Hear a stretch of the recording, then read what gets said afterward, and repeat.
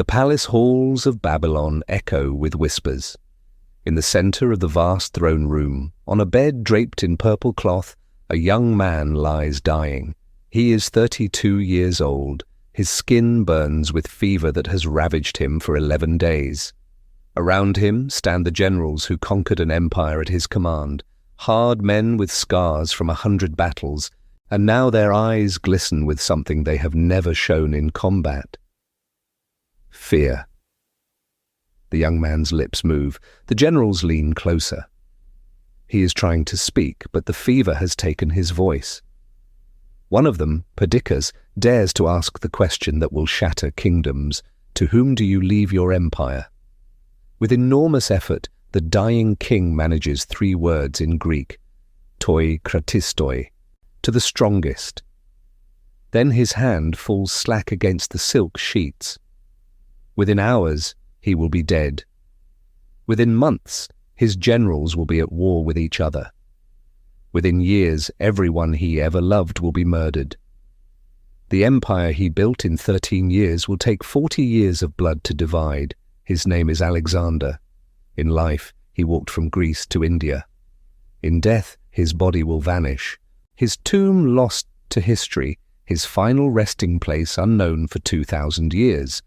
But on this June day, in 323 BCE, as the greatest conqueror the ancient world has ever known draws his last breaths, one question burns in the minds of everyone in that room. How did a boy king accomplish what no man before or since has ever matched? And what drove him to keep moving eastward, always eastward, until his own body betrayed him in the heart of Mesopotamia? To understand the end, we must return to the beginning, to a kingdom in northern Greece that the civilized world considered barely civilized at all, to a father and son locked in a competition that would reshape the world, to the night when everything changed. Before we continue this journey through one of history's most extraordinary lives, I want to ask you to do something. If you're finding this story compelling, take a moment to like this video and subscribe to the channel. Your support allows me to keep creating these deep investigations into history's most fascinating figures. And I'm genuinely curious, where in the world are you watching from today? Drop a comment and let me know. Are you in Athens, in Alexandria, in Babylon, or somewhere Alexander never reached? Now let us go back. Back to Macedon, back to 356 BCE, back to the night a child was born who would be called the son of Zeus. Pella sits in the shadow of mountains, a city of stone and ambition. In 356 BCE, it is the capital of Macedon, a kingdom the Greeks to the south view with suspicion and contempt. The Athenians call the Macedonians barbarians who happen to speak Greek. The Macedonians respond by sharpening their spears. On a July night in that year, in the royal palace, Queen Olympias gives birth to a son. The child arrives as news reaches the palace that King Philip II has won a crucial victory. The same night, the Temple of Artemis at Ephesus, one of the 7 wonders of the world, burns to the ground. Later, magicians will claim that the goddess was too busy attending Alexander's birth to save her own temple. Whether this story is true matters less than the fact that it was told. From his first breath, the boy enters a world that expects miracles from him. The palace midwives note something unusual about the infant. He does not cry like other babies. His eyes open immediately, alert and focused, as if already assessing the world around him. The priestesses performing the birth rituals whisper that they have never seen a newborn so aware, so present. It is an omen, they say, though whether for good or ill, they cannot yet determine. Philip II is not present for the birth. He is campaigning, as he always is. He is building something unprecedented, a professional army that will make Macedon the dominant power in Greece. Philip fights with strategy and gold in equal measure, bribing cities, forging alliances, crushing resistance. He is a military genius, and he knows it. He is also a man with 7 wives and an eye socket that holds nothing but scar tissue from an arrow that should have killed him. He drinks heavily, loves loudly, and rules absolutely. When word reaches Philip of his son's birth, he is at a siege in Thrace. The messenger finds him inspecting siege engines covered in dust and sweat despite his royal status. Philip's reaction to the news is complex. His face shows pride, calculation, and something darker. Another son means another potential heir, another possible rival, another thread in the web of succession that could strangle his ambitions or secure his dynasty. He orders a sacrifice to the gods and returns to the siege. The walls will not break themselves. Olympias is his fourth wife, a princess from Epirus who brought a prestigious bloodline and mystical intensity that unsettles even the Macedonian court. She worships Dionysus with the kind of devotion that involves snakes and ecstatic rituals that leave her breathless and transformed. She tells anyone who will listen that Alexander is not Philip's son at all. On the night before their wedding, she claims, Zeus came to her in the form of a thunderbolt. The child in her womb is divine. The story spreads through the palace like wildfire. Some dismiss it as a woman's fantasy, the ravings of a foreign princess too steeped in mystery cults to distinguish divine vision from dream.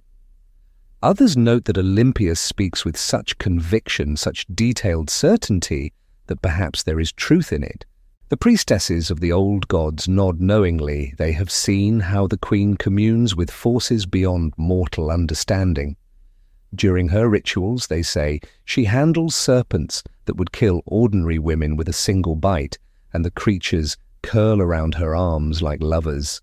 Philip tolerates this story because Olympias is useful and because royal propaganda has many uses. But the relationship between king and queen is volcanic. They fight with the passion of people who understand exactly how to wound each other. Their arguments echo through the palace halls, her accusing him of drunken debauchery and abandoning their sacred bond, him mocking her mystical pretensions and reminding her that Macedon was built with steel, not incense. Their son grows up in a palace where love and war are indistinguishable, where the boundary between affection and violence shifts like sand. Young Alexander learns early that words are weapons as dangerous as swords. He watches his mother use prophecy and religious fervor to maintain her position in a court where Philip's other wives circle like wolves. He watches his father deploy charm and threats with equal ease, binding men to his cause through fear and admiration. The boy absorbs these lessons without being taught them explicitly. This is the air he breathes, the water he drinks, the constant navigation of power, loyalty, and ambition. Alexander, at 7 years old, is beautiful. The ancient sources agree on this with unusual consistency. He has fair skin that flushes easily, tawny hair that falls in a leonine mane, eyes that contemporaries describe as melting and mismatched in color, one darker than the other. His neck tilts slightly to the left, a posture he will keep his entire life. He is smaller than other boys his age, but quicker, and there is something in the way he moves that suggests coiled energy waiting for release. But it is not just his appearance that sets him apart. There is an intensity to the boy that unsettles adults and intimidates other children. When Alexander focuses on something, a military parade, a philosophical discussion, a physical challenge, he commits entirely as if nothing else in the world exists. This capacity for absolute concentration will serve him on battlefields from Asia Minor to India. At 7, it makes him strange and magnetic in equal measure. His childhood education is Spartan in the literal sense. His tutor is Leonidas, a relative of Olympias who believes comfort weakens boys. Alexander sleeps on a hard bed, eats plain food, rises before dawn for military exercises. Once, when Alexander lavishly burns incense during a religious ceremony, Leonidas snaps that he can waste spices like that when he has conquered the lands where they grow. Years later, after taking Gaza, Alexander will send Leonidas 18 tons of frankincense and myrrh with a note, "Now you can be extravagant with the gods." Leonidas is a hard man who believes that princes must be harder still. He wakes Alexander before dawn with a bucket of cold water. He makes the boy run miles in full armor under the summer sun. When Alexander complains of thirst, Leonidas tells him that water is a luxury soldiers cannot always afford. Learn to endure. When the boy's hands blister from sword practice, Leonidas forbids him to wrap them. Pain is a teacher, he says. Listen to what it tells you. But underneath the harshness there is purpose. Leonidas is not cruel for cruelty's sake. He is forging something. A prince who will not break under pressure, who will ask nothing of his soldiers he cannot endure himself, who will lead from the front because he knows no other way. The old tutor sees potential in Alexander that frightens him. This boy could become something extraordinary or something monstrous. The difference, Leonidas believes, lies in discipline. Yet Alexander is not merely a student of warfare. His mother ensures he receives education in the mysteries, in poetry, in the divine genealogies that trace their family back to Achilles and Heracles. Olympias teaches him that he is not merely mortal, that greatness is his birthright and his obligation. She tells him stories of heroes who walked with gods, of men who became immortal through deeds of surpassing glory. She whispers that he is destined for more than Macedon, more than Greece, more than any kingdom that has yet existed. The boy believes her. How could he not? Everything in his world confirms it. The prophecies at his birth, the intensity of his own nature, the way adults look at him with a mixture of hope and apprehension. Alexander grows up knowing he is different, knowing he is marked for something beyond ordinary life. It is a terrible gift to give a child, this certainty of destiny. It will drive him to achievements no mortal has matched. It will also make it impossible for him to ever be satisfied, ever to rest, ever to find peace. But the real education happens in the spaces between official lessons. Alexander watches his father maneuver through Greek politics with a combination of force and cunning that the boy studies like a text. He learns that power flows to those who understand when to negotiate and when to strike. He learns that armies follow commanders who share their dangers. He learns that fear and love are both tools, and the best rulers know how to deploy each. Philip holds court in the Macedonian fashion, open, direct, with a rough equality between king and companions that shocks Greek visitors accustomed to more formal hierarchies. Alexander watches his father drink with generals, argue with advisors, make decisions that will affect thousands of lives with a combination of strategic brilliance and instinctive understanding of human nature. He sees how Philip uses humor to diffuse tension, how he rewards loyalty extravagantly and punishes betrayal without mercy. He learns that a king must be many things to many people: father to his soldiers, ruthless to his enemies, generous to his friends, and always in control. He also learns that his father considers him competition. The realization comes gradually in small moments that accumulate into pattern.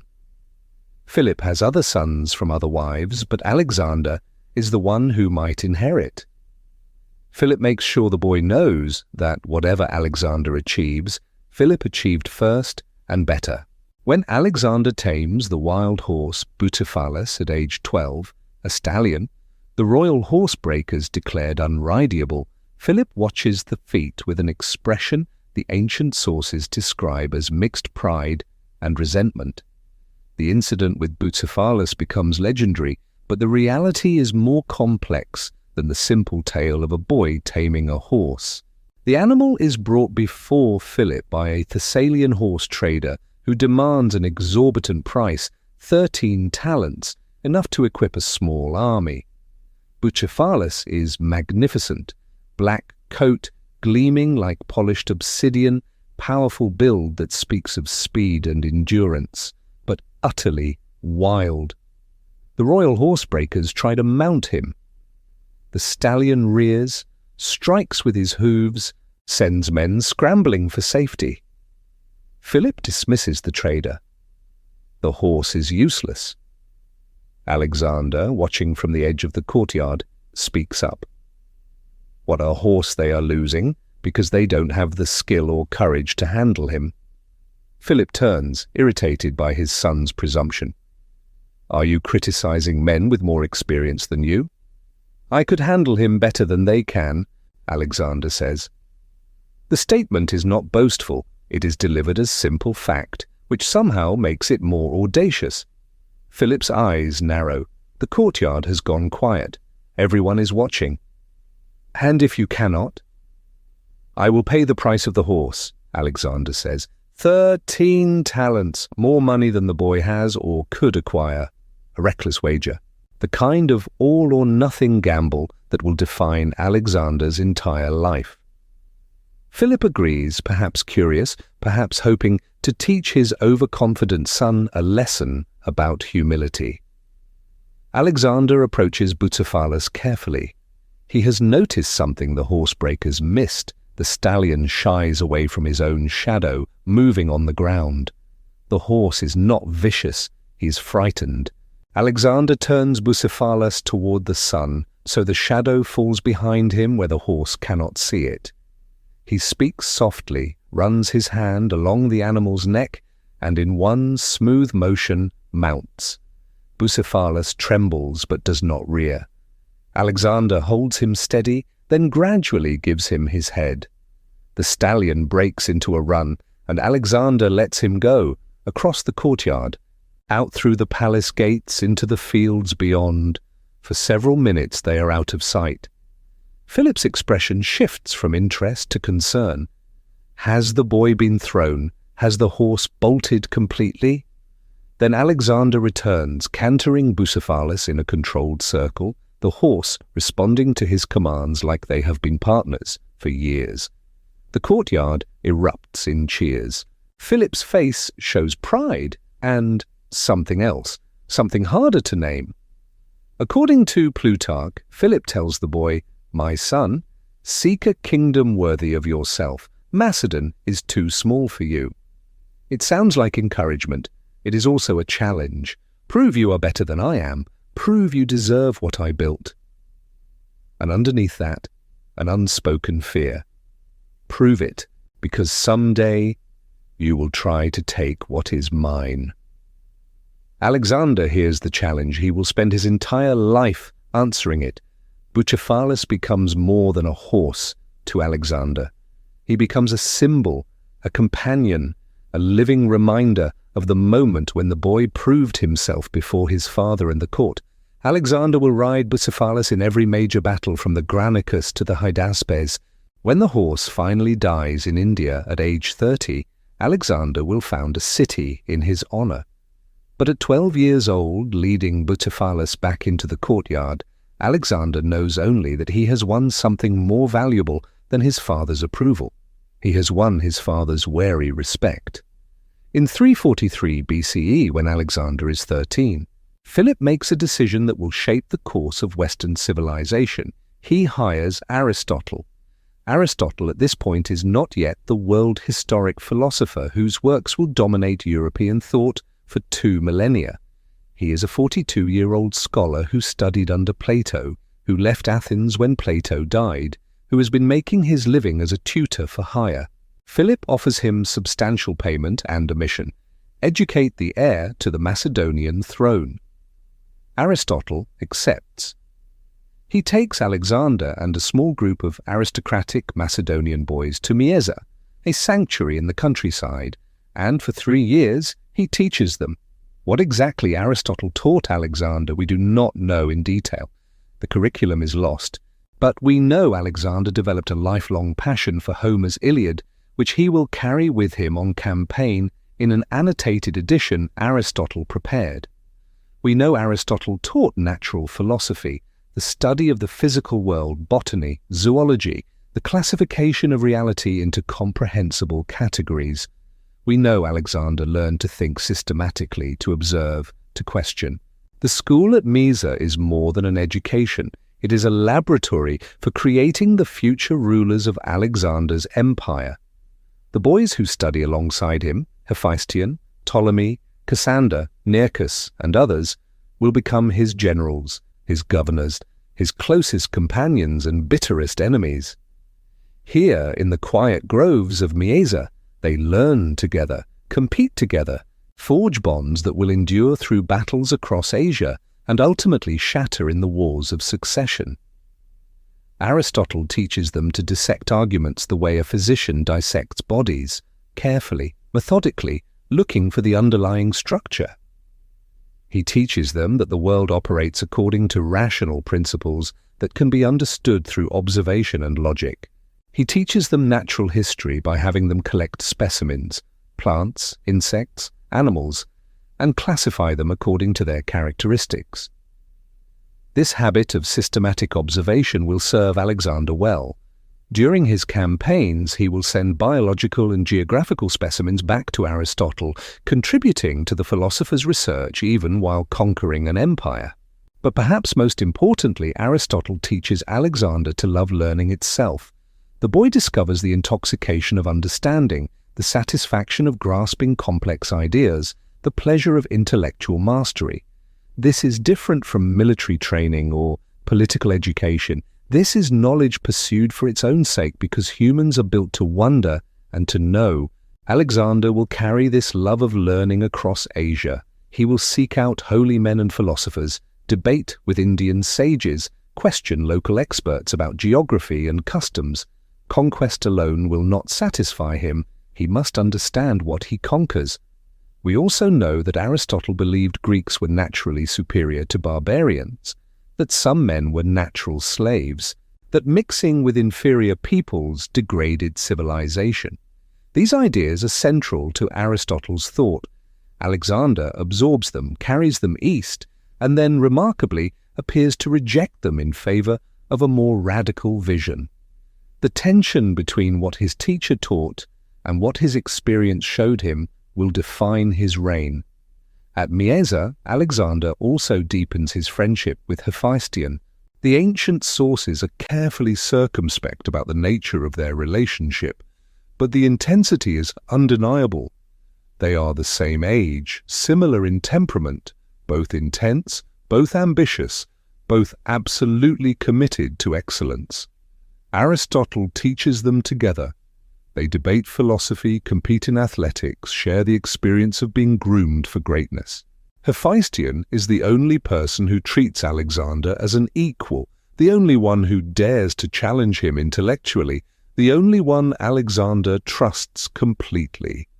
The bond between them is modelled explicitly on Achilles and Patroclus, the heroic friendship immortalized in the Iliad that Alexander knows nearly by heart. It is a Greek ideal, this warrior friendship that transcends ordinary bonds, where two men face death together and become more than brothers. Whether the relationship is physical, the sources will not say directly. What matters is that in a world where Alexander trusts almost no one, where everyone wants something from him, where his mother plots and his father competes, Hephaestion is the one constant. The one person who wants Alexander to succeed for Alexander's sake, not for what it will bring. But in 343 BCE at Mieza, the future is theoretical. Alexander reads about Achilles and dreams of glory. He debates philosophy with boys who will become his generals. He learns that the world is vast and full of wonders waiting to be catalogued and conquered. And then, in 340 BCE, Philip calls him back to Pella. The education is over, the real training begins. At 16, Alexander becomes regent of Macedon. Philip is campaigning on the northern frontier, and he leaves his teenage son in charge of the kingdom. It is both honor and test. If Alexander fails, Philip has other sons.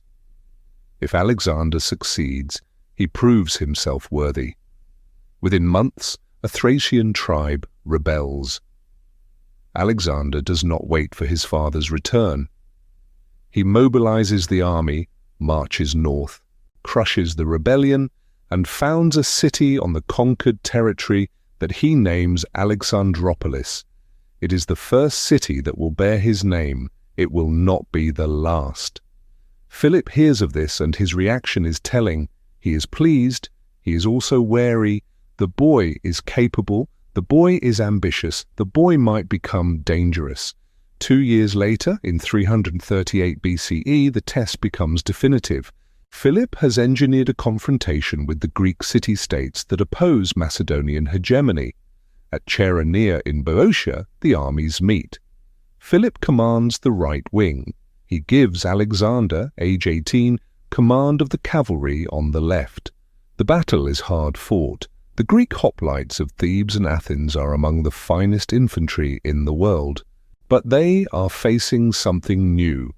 A coordinated Macedonian force where infantry and cavalry work in disciplined concert. Philip feints a retreat, drawing the Greek line forward, creating a gap. Alexander sees the opening. He leads the companion cavalry, the elite Macedonian horsemen who are his father's most devastating weapon, in a charge directly into the exposed flank. The moments before the charge are crystalline in Alexander's memory for the rest of his life. He sits on Bucephalas, the great horse, trembling with anticipation beneath him, feeling the weight of 2,000 cavalry behind him. Men who have trained for this, who trust him despite his youth, who will follow where he leads. The battlefield stretches before him, chaos and dust and the clash of bronze on bronze. Somewhere to the right, his father is executing the maneuver that will create the opportunity. And Alexander knows with absolute certainty that the next few minutes will define him. "For Macedon!" he shouts and spurs Bucephalas forward. The companion cavalry surges behind him like a breaking wave. The charge strikes the sacred band of Thebes, an elite unit of 150 pairs of male lovers who fight with legendary courage because no man will show cowardice before the man he loves. They have never been defeated. They are the finest warriors in Greece, men who chose to fight beside their beloved because they would rather die than dishonor themselves in each other's eyes. Alexander's cavalry breaks them. All 300 die on the field. When archaeologists excavate the mass grave at Chaeronea in modern times, they will find the skeletons still arranged in neat rows exactly where they fell, weapons in hand. The victory at Chaeronea makes Philip master of Greece. It also makes Alexander a proven commander. At 18, he has led men in battle and won decisively. The Macedonian army knows he is competent. The Greek world knows he is his father's son, but Philip is not grateful. He is proud, yes, but underneath the pride is something darker. His son is too capable, too young, too popular with the soldiers. At the victory banquet, Philip drinks heavily and begins to talk. He credits the victory to his own strategy. He diminishes Alexander's contribution. He makes jokes that cut. The relationship begins to sour. What happens next will tear the royal family apart and end with murder.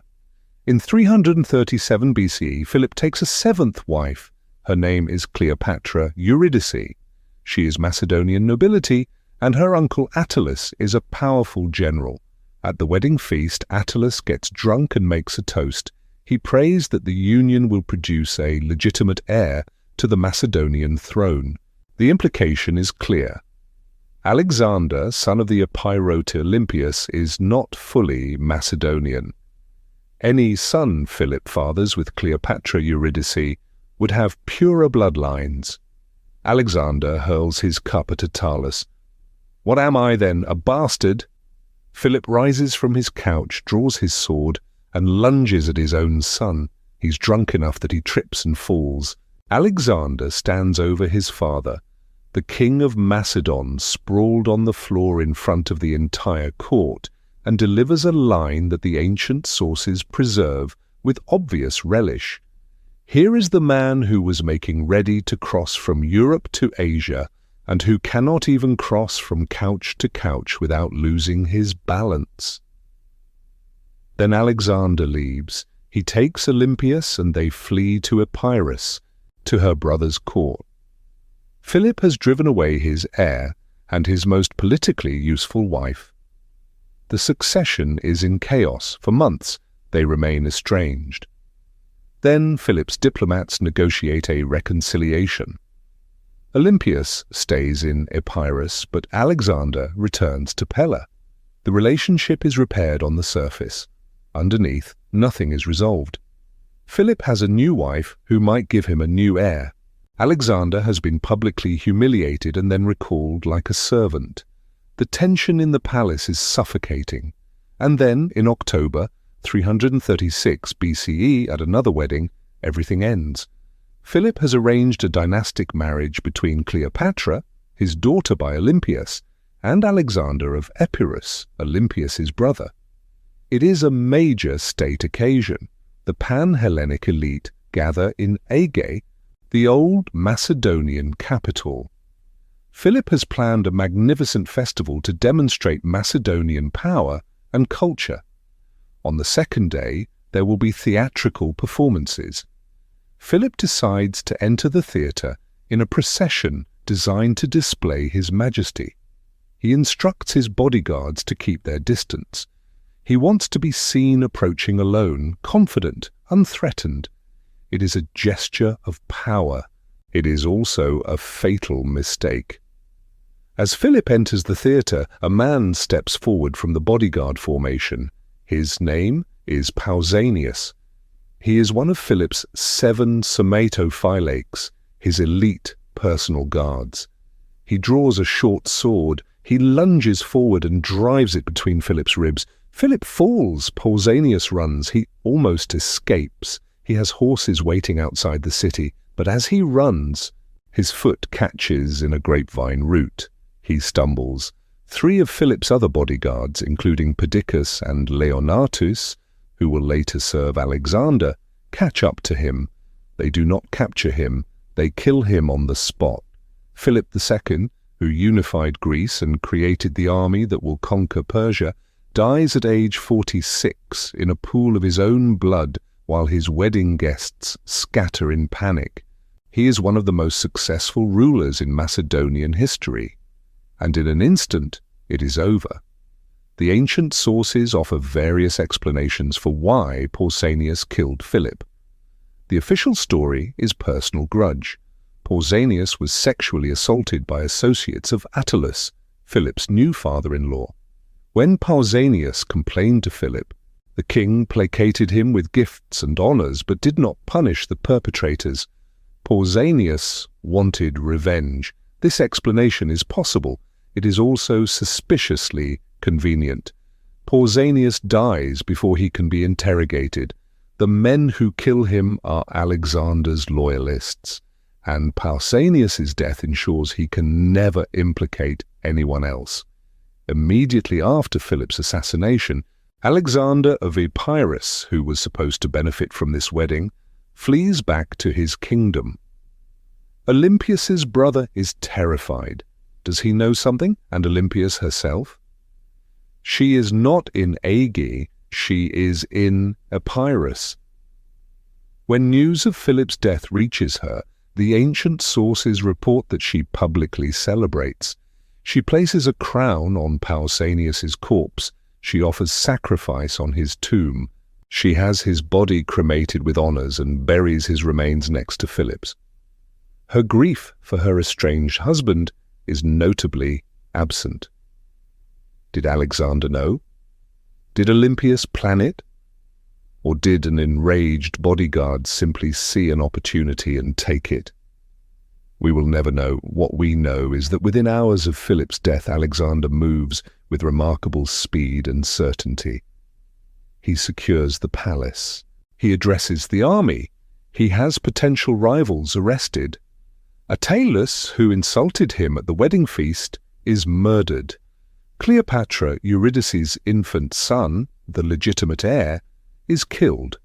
Cleopatra herself is forced to commit suicide or is killed. Alexander eliminates every possible challenger to the throne in a matter of days. For a 20-year-old who has never ruled, he displays extraordinary political ruthlessness. The army confirms him as king. Alexander III of Macedon takes power. He is young, untested, and surrounded by enemies who think his father's death presents an opportunity. The Greek city-states begin to rebel. The northern tribes sense weakness. Macedon's enemies believe the boy king will fail. They are about to learn how wrong they are. The first test comes from Greece. Thebes, Athens, and other cities declare their independence from the League of Corinth, the alliance system Philip forced them to join. The Athenian orator Demosthenes, who has spent years denouncing Philip, now mocks his son. He calls Alexander a margites, a fool, a boy playing at kingship.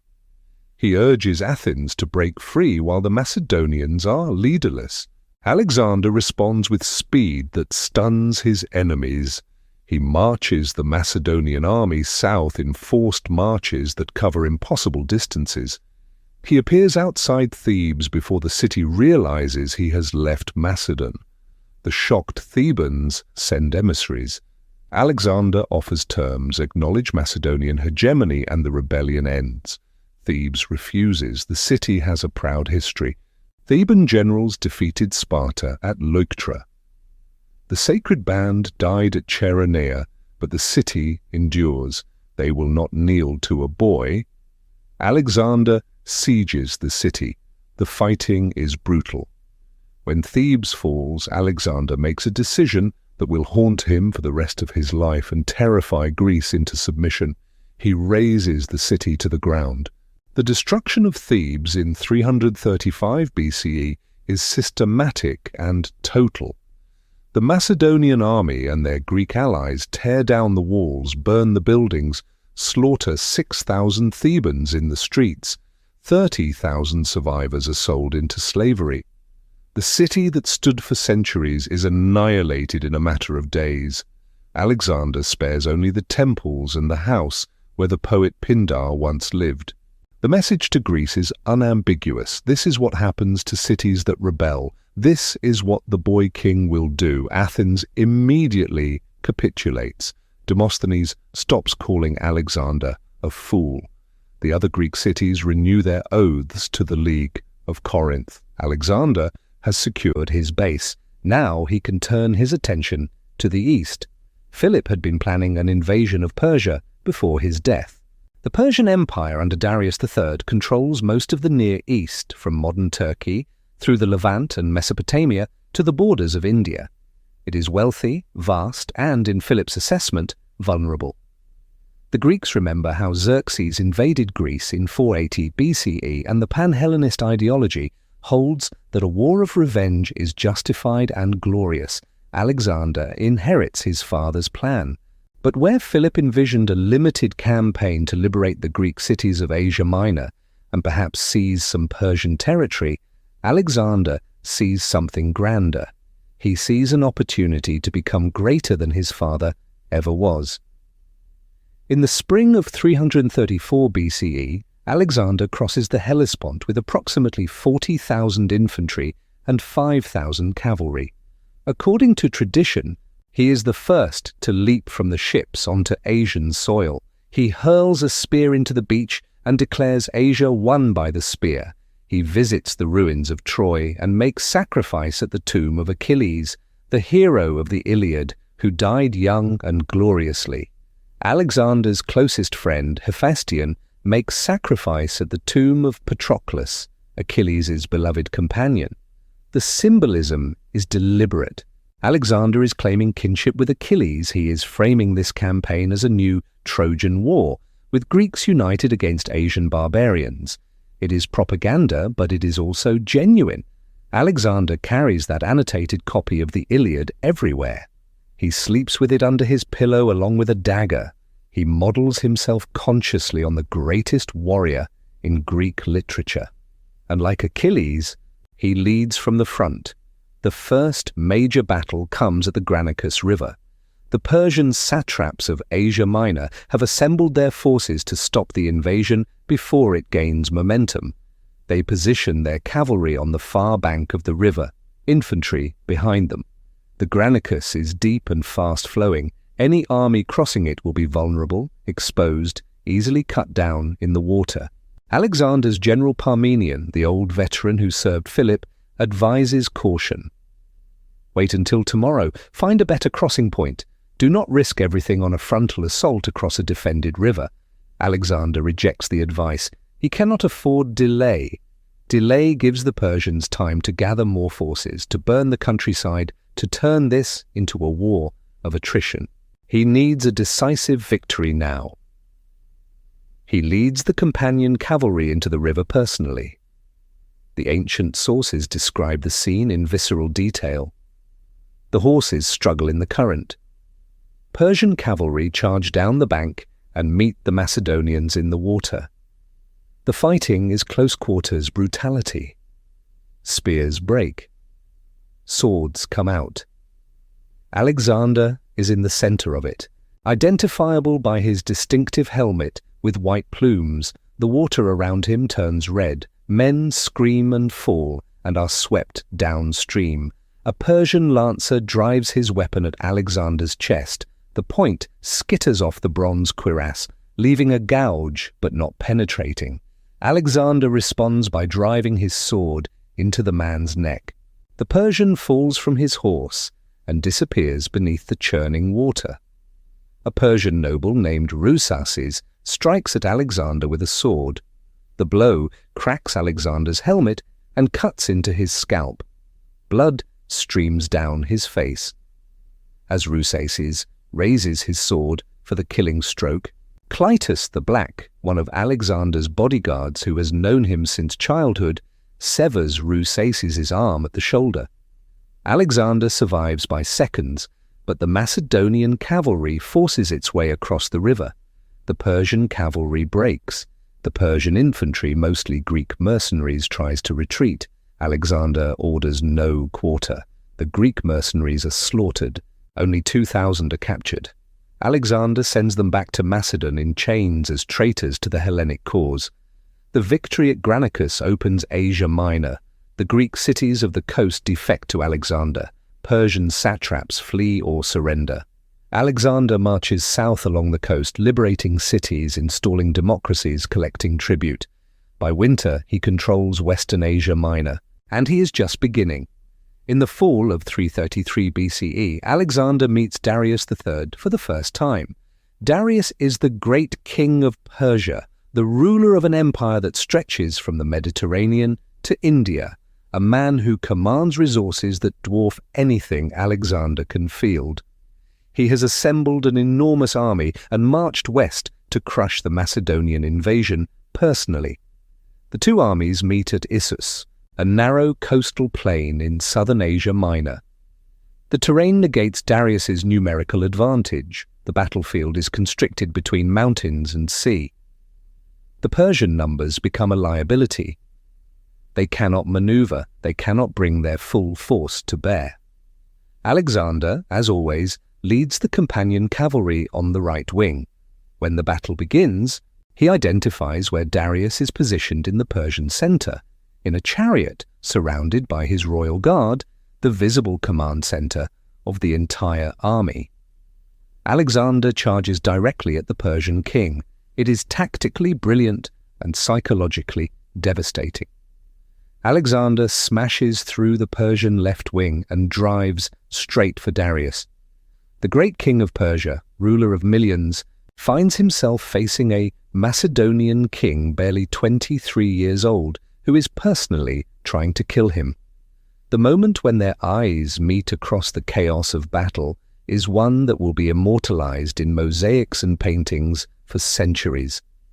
Darius in his elaborate armor and ceremonial chariot, Alexander on Bucephalas with his white-plumed helmet and blood-stained sword, the space between them filled with dying men and terrified horses.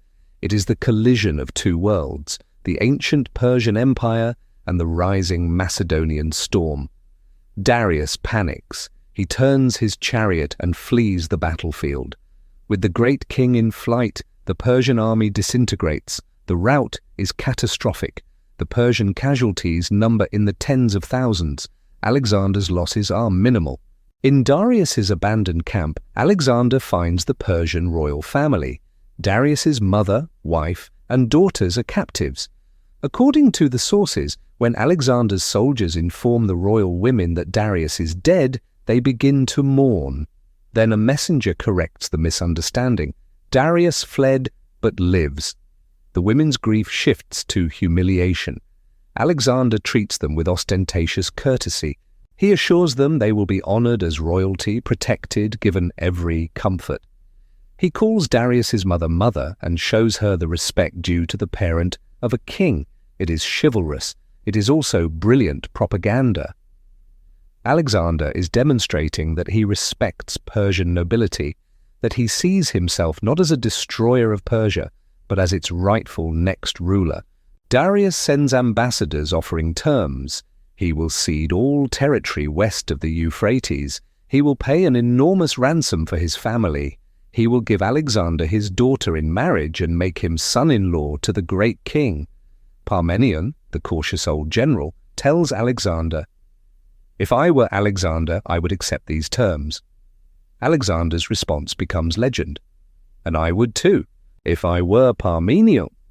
He rejects Darius's offer. He is not interested in being Persia's client. He is interested in being Persia's king. But first, he has unfinished business on the Mediterranean coast. Before he can march into the heart of Persia, he needs to secure his rear. That means taking the Phoenician cities that could provide bases for the Persian navy. That means Tyre. Tyre, in 332 BCE, is one of the great cities of the ancient world. It sits on an island half a mile offshore, protected by walls that rise directly from the sea. It has never been taken by siege. When Alexander demands submission, Tyre refuses. The city is virtually impregnable. Let the Macedonian try. Alexander tries. He builds a causeway from the mainland to the island. It is an engineering project of staggering ambition. His army demolishes the ruins of old Tyre on the coast and dumps the rubble into the sea, building a bridge of stone and earth half a mile long through deep water. The work is backbreaking and dangerous. Soldiers work in shifts, some hauling massive stones, others driving wooden pilings into the seabed to create a framework for the causeway. The water is deep, in some places over 18 feet, and the current is strong. Men drown when pilings collapse. Others are swept away by waves. The engineers who designed the project warn Alexander that it may be impossible. The sea will reclaim what they build faster than they can extend it. Alexander refuses to accept this. He visits the work site daily, wading into the water himself to inspect the construction, encouraging the workers, shaming those who complain by taking up tools and working alongside them. It is leadership through example, the same principle Leonidas drilled into him as a child. A king who will not share his soldiers' burdens has no right to command them. The Tyrians resist with every resource they have. They build ships to attack the workers on the causeway. They heat sand until it is red hot and rain it down on the Macedonians, burning men alive as the molten grains slip inside their armor. They send divers to sabotage the construction. The siege drags on for 7 months. Alexander refuses to quit. He assembles a fleet from the Phoenician cities that have submitted to him. He builds siege towers on ships. He pounds the walls with catapults day and night. Finally, in July 332 BCE, a section of wall collapses. The Macedonians storm the breach. The sack of Tyre is merciless. The Macedonian army, enraged by the 7-month siege and the losses they suffered, massacres 8,000 Tyrians in the city. 2,000 prisoners are crucified on the beach. 30,000 are sold into slavery. The city that thought itself inviolable is annihilated. Alexander has made his point again. Resistance ends in annihilation. Submission preserves life and property. The other cities of Phoenicia and Palestine submit without further fighting, with one exception. Gaza refuses. The siege there lasts 2 months. When Gaza falls, Alexander has the Persian commander Batis tied to a chariot and dragged around the city walls until he dies, in conscious imitation of Achilles' treatment of Hector. It is brutal and deliberate. Alexander is signaling that he understands the heroic code, that he will match myth with deed. Then he marches into Egypt. The Persians have ruled Egypt as foreign occupiers for 2 centuries. The Egyptians have rebelled repeatedly. When Alexander arrives, the Persian satrap surrenders without a fight. The Egyptians welcome Alexander as a liberator. In November 332 BCE, Alexander visits the oracle of Zeus Ammon at the Siwa oasis, deep in the Libyan desert. What happens there? No one knows for certain. Alexander enters the temple alone. The oracle's priests greet him. They speak with him privately. When Alexander emerges, he refuses to discuss what was said. But the rumors spread immediately. The oracle confirmed he is the son of Zeus. The oracle revealed he will conquer the world. The oracle promised him divine honors. Whether the priests said these things or Alexander invented them, or the truth was ambiguous and Alexander chose to interpret it favorably, this we cannot know. What we know is that from Siwa onward, Alexander begins acting as if he believes in his own divinity. He is no longer just a Macedonian king. He is becoming something else. Before leaving Egypt, Alexander founds a city at the mouth of the Nile. He personally marks out the street plan with barley meal. He names it Alexandria. It will become the greatest city of the Hellenistic world, home to the famous library and lighthouse, capital of Ptolemaic Egypt, for 3 centuries. But Alexander does not stay to see it built. He is already moving east. Darius is assembling another army in Mesopotamia. The decisive confrontation is coming. In October 331 BCE, the armies meet at Gaugamela, near the ruins of Nineveh. Darius has learned from Issus. This time he chooses the battlefield carefully, open plains that allow his chariots and cavalry to maneuver. He has cleared the ground of obstacles. He has prepared scythed chariots with blades on the wheels, designed to tear through infantry formations. His army is enormous. The ancient sources claim 1 million men, which is certainly exaggerated, but even conservative modern estimates suggest Darius fields at least 200,000 soldiers. Alexander has perhaps 50,000. On the night before battle, Parmenion suggests a night attack, strike while the Persians are unprepared, use darkness to offset their numbers. Alexander refuses. "I will not steal my victory," he says. He wants to defeat Darius in open battle, in daylight, decisively. Alexander spends the night before Gaugamela in his tent, reviewing the battle plan one final time with his senior commanders. Hephaestion is there, and Ptolemy, Perdiccas, Craterus, the men who have fought beside him since the Granicus. They study the terrain, discuss contingencies, prepare for every possibility they can imagine.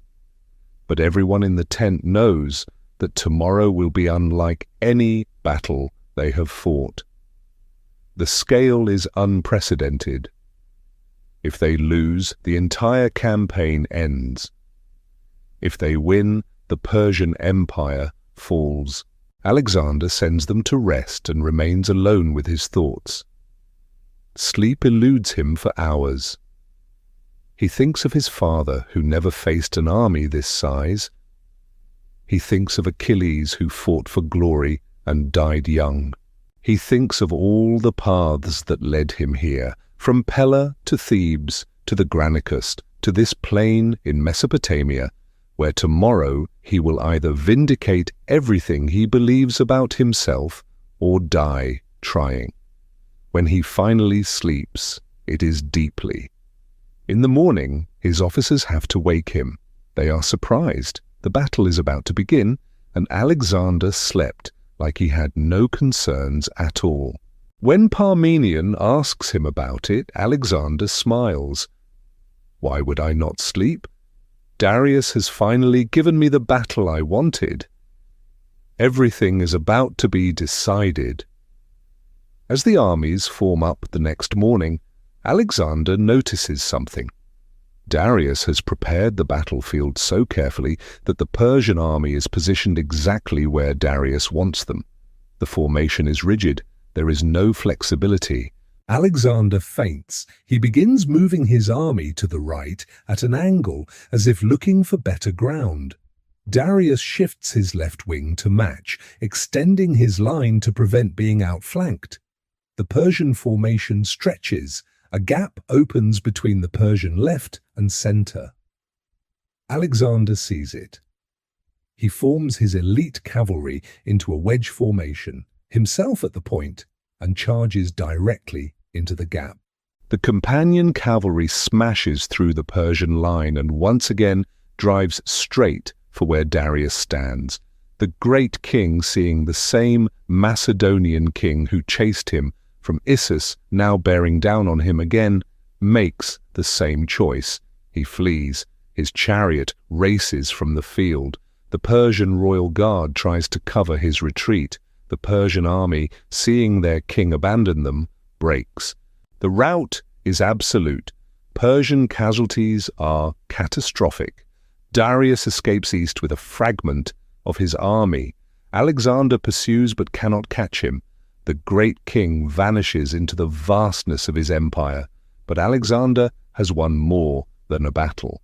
In one afternoon at Gaugamela, he has effectively destroyed the Persian Empire as a functioning state. The road to Babylon is open. Alexander enters Babylon in November 331 BCE. The city gates open before he even demands it. The massive bronze doors that have stood for centuries swing wide and a procession emerges. The priests of Marduk in their ceremonial robes greet him as liberator. They carry sacred objects, burning incense, chanting in ancient Akkadian that none of the Macedonians understand but all recognize as submission. The Babylonians throw flowers. Women ululate from the rooftops. Children run alongside the Macedonian cavalry, marveling at the foreign soldiers who have toppled the Persian overlords. Alexander understands the power of this moment. Babylon is not just a city, it is the symbol of ancient Mesopotamian civilization, older than Greece, older than Persia, a place where kings have ruled since before Homer sang of Troy. To be welcomed here as a liberator, not conquer it as an invader, legitimizes everything he has done. He is not a barbarian destroyer. He is the rightful successor to the ancient kings. He makes a show of respect that goes beyond mere politics. Alexander sacrifices to the Babylonian gods, to Marduk, chief deity of Babylon, whose temple the Persians allowed to fall into disrepair. He orders the restoration of the Esagila, Marduk's sacred precinct, and commits royal funds to rebuild what centuries of Persian neglect have damaged.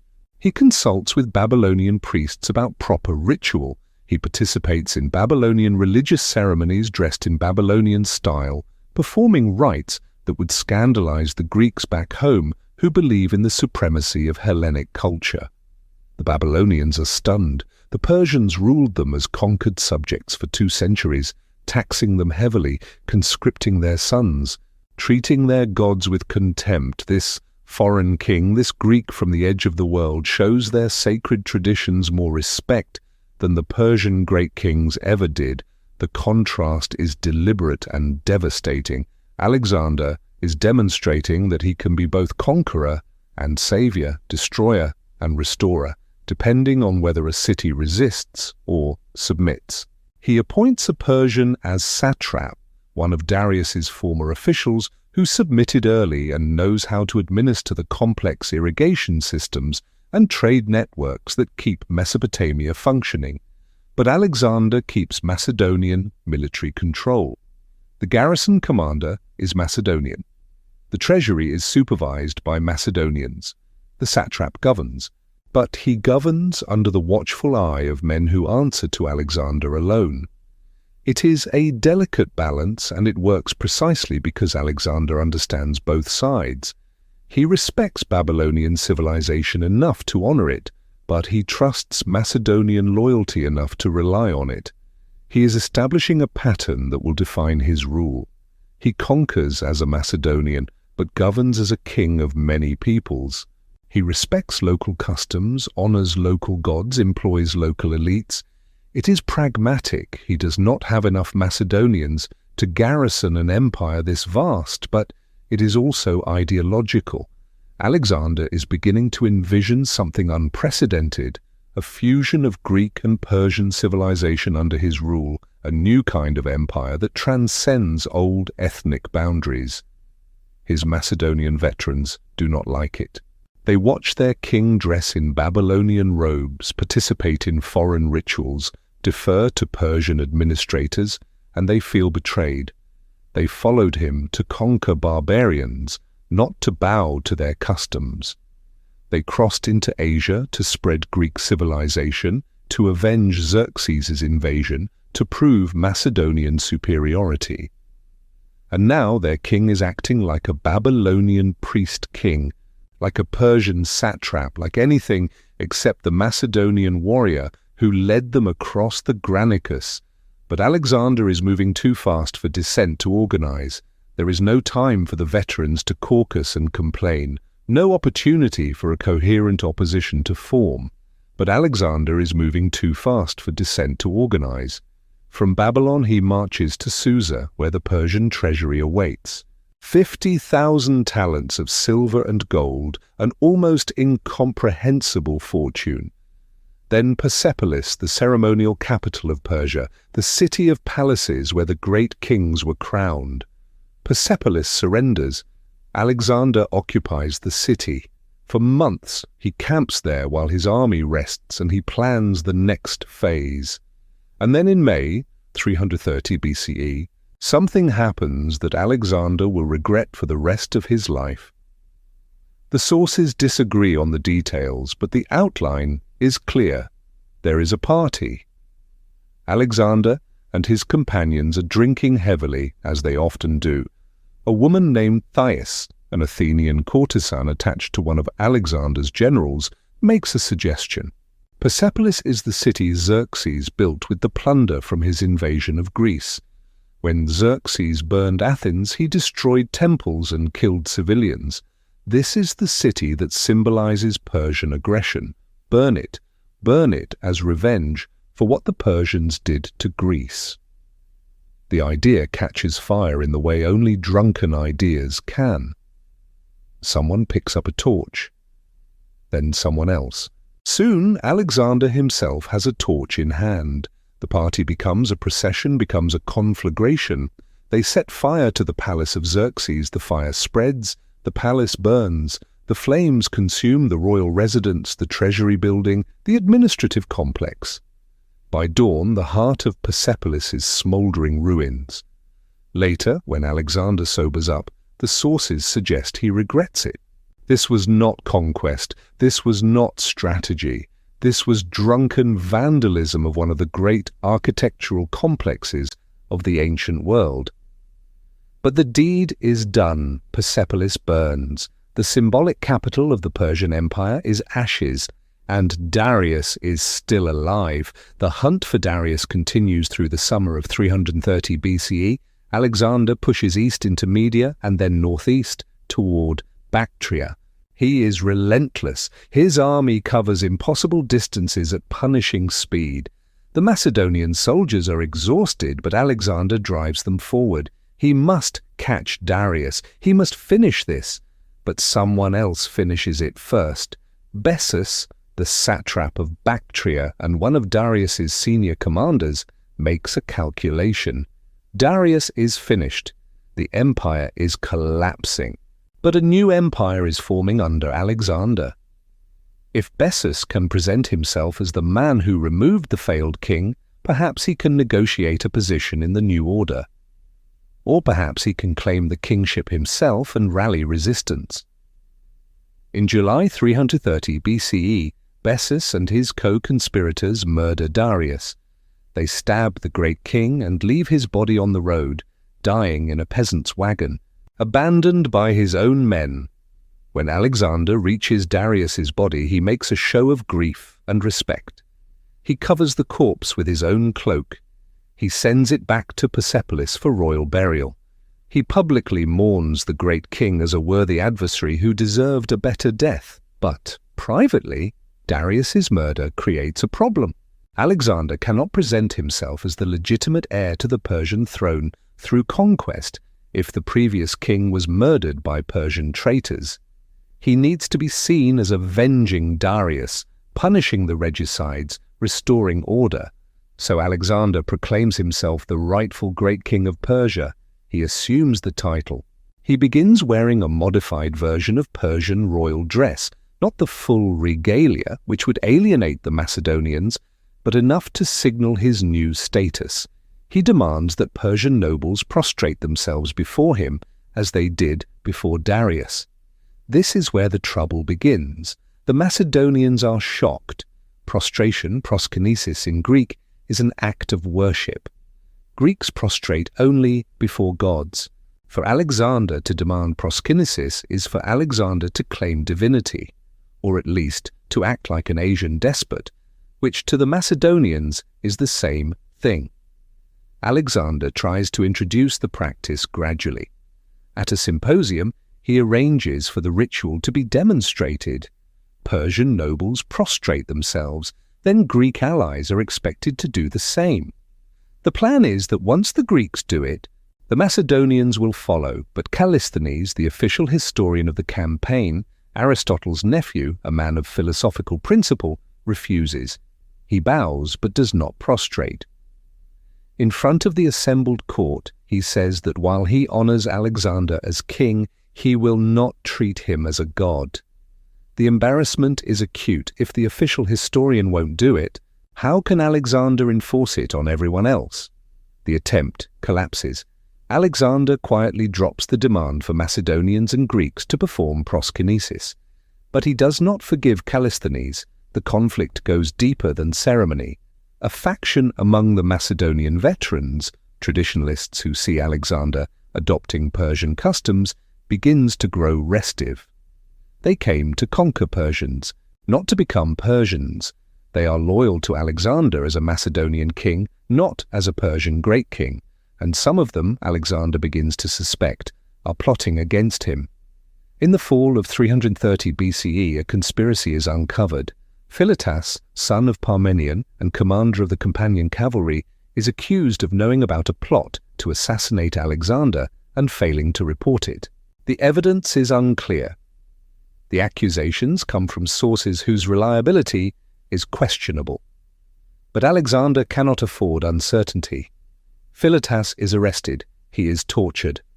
Under torture, he confesses, though what weight to give a confession extracted through agony, no one can say.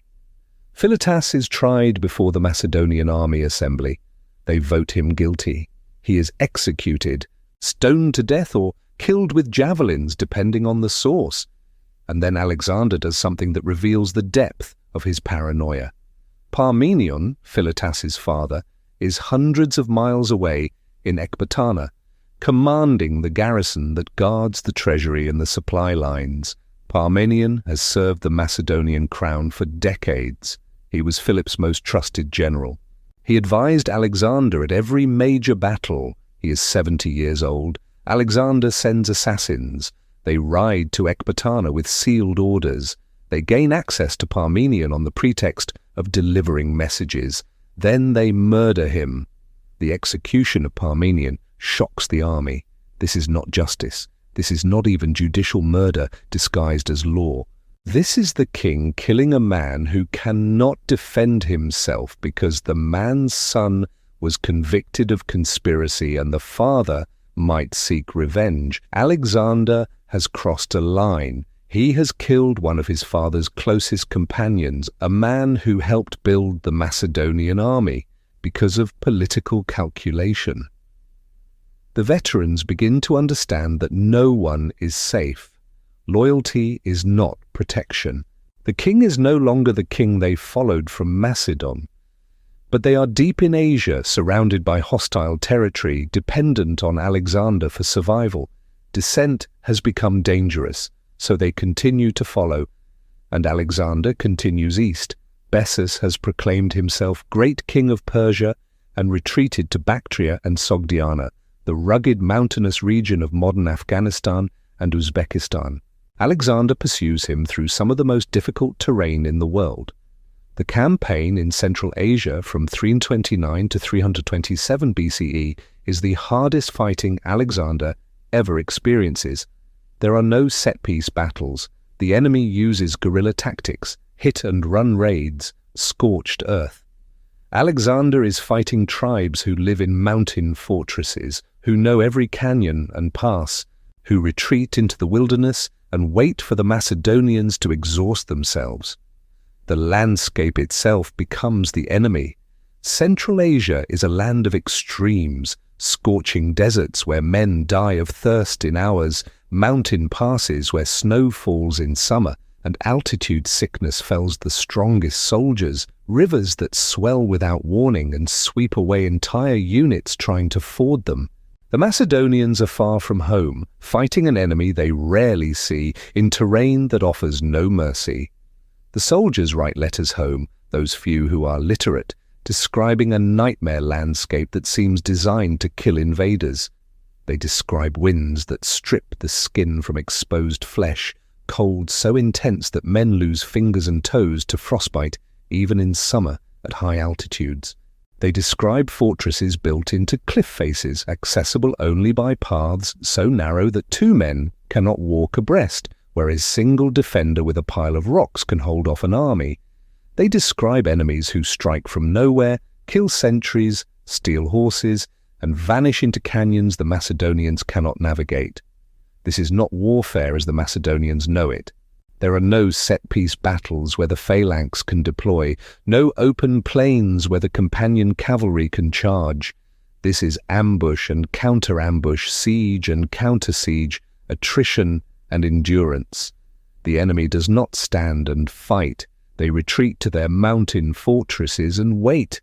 They know the Macedonians must eventually leave. No foreign army has ever conquered this region and held it. The mountains devour invaders. The mountains always win. But Alexander adapts. He is nothing if not adaptable. He splits his forces into mobile columns that can move through narrow passes and pursue enemies into rough terrain. He trains specialized units in mountain warfare techniques, light infantry who can climb, fight in thin air, survive on minimal rations. He learns from the local fighters, adopting their tactics, hiring their guides, offering generous terms to those who surrender and merciless destruction to those who resist. He pursues enemies through snow and desert with a ruthlessness that shocks even his own men. When a fortress refuses to surrender, he does not simply siege it. He finds a way to take it that demoralizes future resistance. He takes fortresses that seem impregnable by finding paths the defenders thought impossible, by offering rewards that inspire his soldiers to attempt the suicidal, by combining engineering skill with tactical audacity in ways that leave the enemy bewildered. At the Sogdian Rock, a fortress on a sheer cliff that the defenders claim not even men with wings could take, Alexander offers a reward to anyone who can scale the cliff. Volunteers climb at night, using iron tent pegs as pitons. At dawn, the defenders look up and see Macedonian soldiers on the heights above them. They surrender.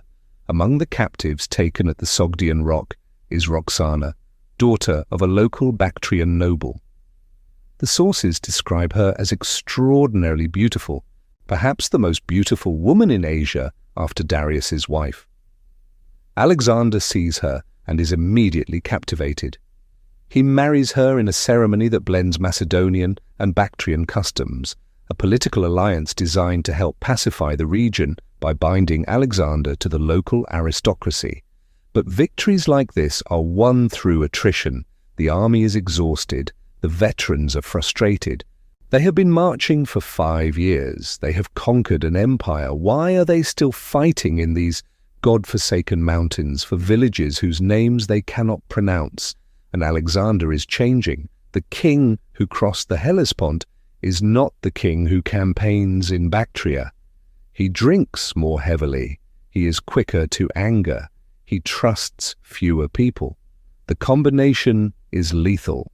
In the winter of 328 BCE, Alexander is at Samarkand, holding court in the Persian style. There is a feast. As always at Alexander's feasts, the wine flows freely. The conversation turns to Alexander's achievements. Some of the younger officers begin praising Alexander extravagantly, comparing him favorably to his father. Clytus the Black, the same Clytus who saved Alexander's life at the Granicus, is drunk and angry.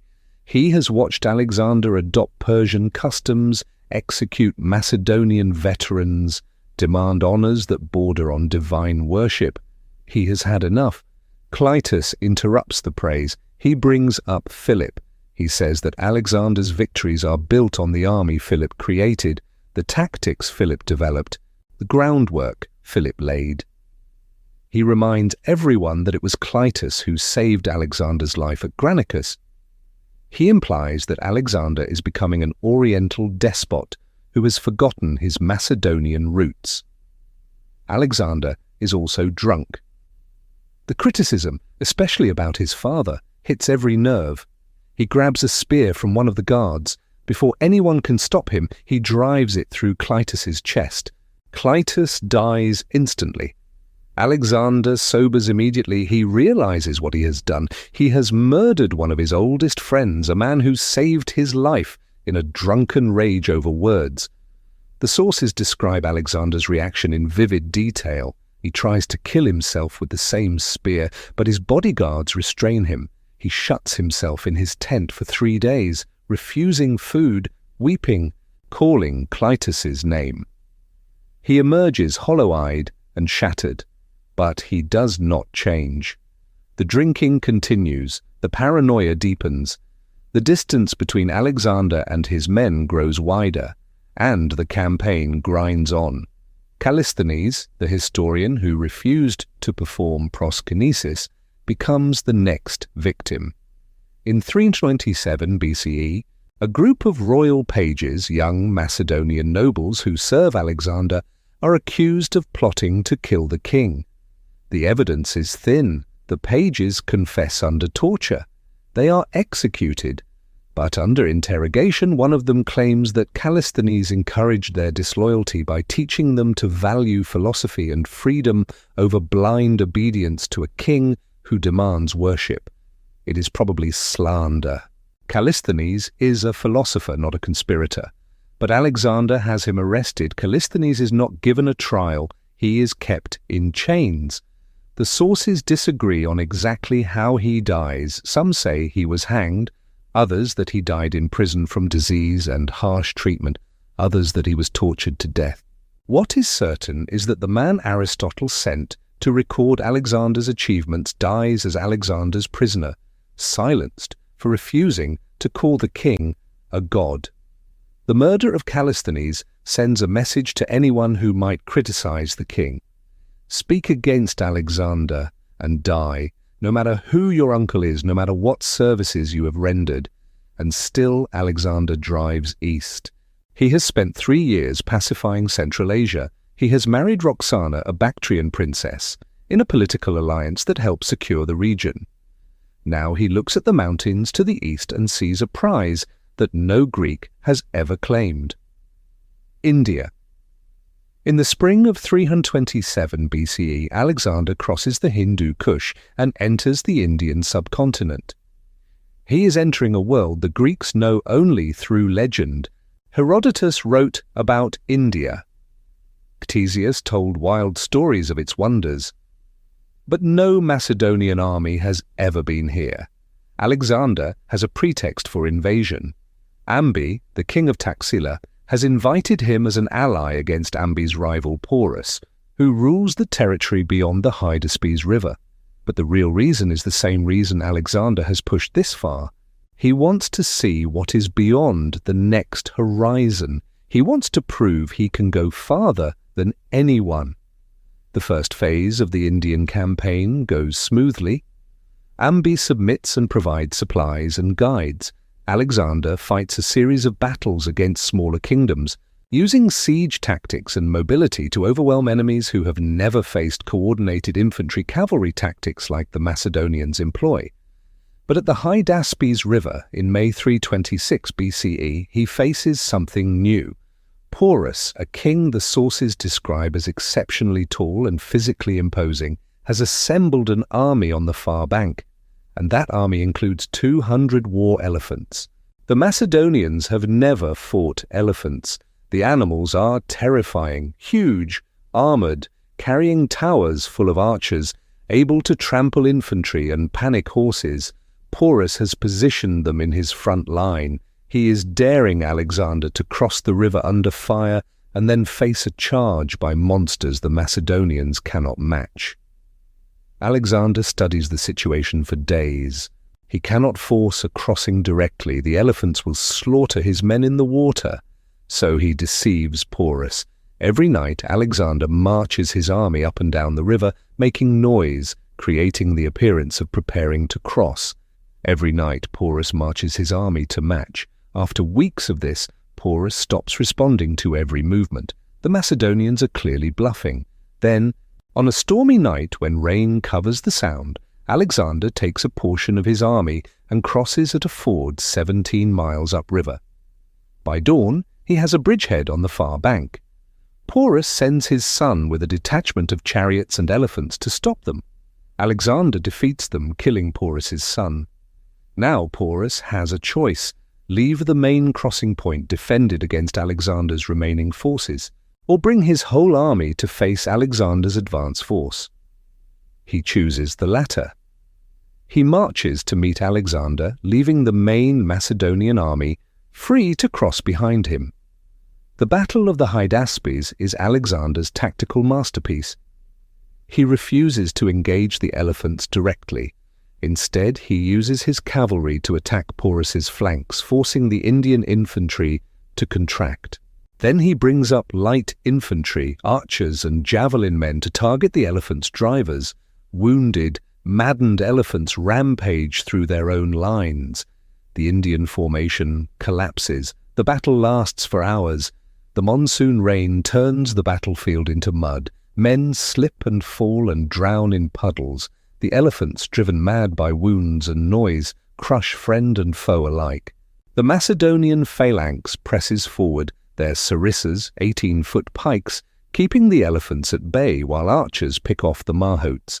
It is organized chaos, a nightmare of blood and mud and screaming animals. Porus fights with extraordinary courage. Even when the battle is lost, he refuses to flee. He is found still mounted on his elephant, covered in wounds, towering over the battlefield. Alexander personally approaches him and asks how he wishes to be treated. Porus's answer: like a king. Alexander is impressed. He not only spares Porus, but restores him to his kingdom and makes him an ally. It is a gesture of respect between worthy adversaries. It is also pragmatic. Alexander cannot garrison India with Macedonians. He needs local rulers he can trust. But the victory at the Hydaspes is also the beginning of the end, because when Alexander orders the army to march farther east, toward the Ganges Valley, where the sources report even greater kingdoms with even larger elephant corps, the Macedonians refuse. It is the summer of 326 BCE. The army has been marching for 8 years. They have fought in Greece, Asia Minor, Syria, Egypt, Mesopotamia, Persia, Central Asia, and now India. They have marched 20,000 miles. They have won every battle. They have conquered an empire, and they want to go home. The mutiny happens at the Hyphasis River. The army assembles, expecting another announcement of victory, another city founded, another tribe subdued. Instead, Alexander addresses them and announces they will continue east. There are more kingdoms to conquer. There are wonders to see. There is glory to be won. Beyond the river lies the Ganges Valley, and beyond that the edge of the world itself. The speech Alexander delivers is one of the most remarkable of his career. He stands before 30,000 men, veterans of 100 battles, survivors of deserts and mountains and rivers, men who have followed him for 8 years across the known world, and he speaks not as a king to soldiers but as one warrior to others. He reminds them of everything they have achieved together, how they crossed into Asia as an expeditionary force and became the masters of the greatest empire the world has known. He recounts the victories: Granicus, where they faced the first Persian army and prevailed; Issus, where Darius himself fled before them; Gaugamela, where they broke the might of Persia in a single afternoon; Thebes, Tyre, Gaza, battles whose names will echo through history. He tells them about the riches that await in the Ganges Valley, the kingdoms there that dwarf even Persia in wealth and splendor. He describes cities of gold, armies with thousands of elephants, civilizations so ancient they make Greece seem young. He paints a vision of glory that transcends mere conquest. They will be the men who reached the edge of the world, who went where no Greek has ever gone, who achieved what heroes only dreamed of. He appeals to their pride, their courage, their love of glory. He reminds them that they are Macedonians, that they have never turned back from a fight, that their fathers and grandfathers will ask them what they saw and where they went, and they will be able to say, "We reached the ends of the earth." He promises them immortality through their deeds, immortality through song and story, the kind of fame that Achilles won at Troy. It is a masterful speech, the kind that has won him battles and cities and kingdoms. Alexander has always known how to speak to soldiers, how to find the words that ignite courage and quell fear. He believes, as he speaks, that he will prevail. He has always prevailed. His words have never failed him. The army is silent. No one cheers. No one agrees.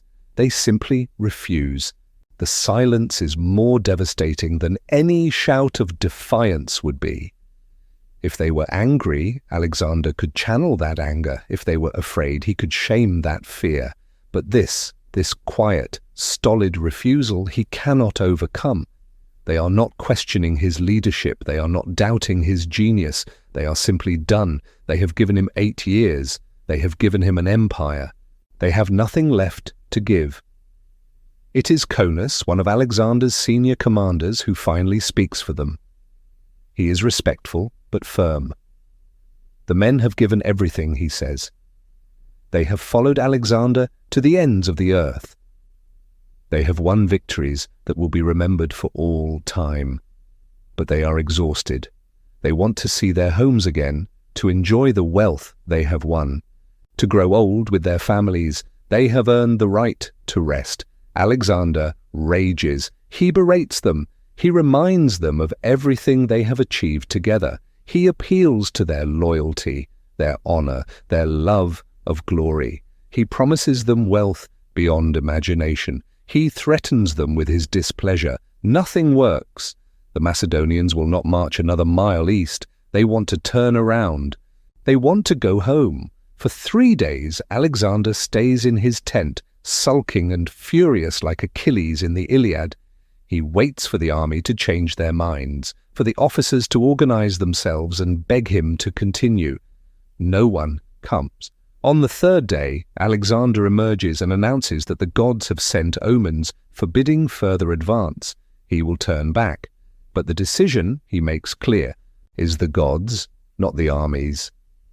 He does not admit defeat. He orders 12 enormous altars built on the east bank of the Hyphasis, each 50 cubits high, as monuments to how far the expedition reached. Then he turns the army around. But Alexander does not simply retreat. He plans a route back to Persia that will take the army south through the Indus Valley to the Indian Ocean, then west along the coast. It will be a scientific expedition as much as a military one. He wants to explore regions no Greek has seen. The march down the Indus is brutal. The tribes along the river resist. Alexander fights a series of small, vicious campaigns. At one town he leads the assault personally and is the first man over the wall. The ladder breaks behind him. For several minutes, Alexander is alone on the battlements with only 3 companions who jump down after him. He is surrounded by enemies. An arrow strikes him in the chest, puncturing his lung. His bodyguards fight their way to him and hold the position until Macedonian troops break down the gate. But Alexander is gravely wounded. His men carry him from the field unconscious, blood pouring from his chest. The rumor spreads through the army that he is dead. He nearly is. For days he hovers near death.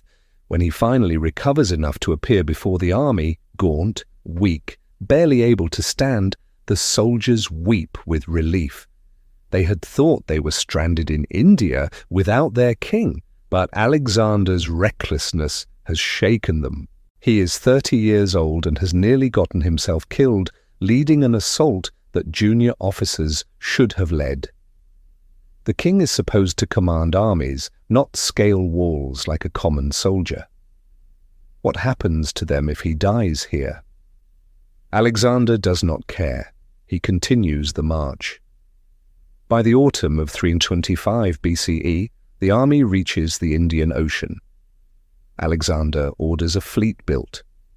He appoints Nearchus, one of his most trusted companions, to sail the fleet west along the coast to the Persian Gulf, while the army marches through the coastal regions of Gedrosia. It is one of the worst decisions Alexander ever makes. The march through the Gedrosian desert is catastrophic from the first day.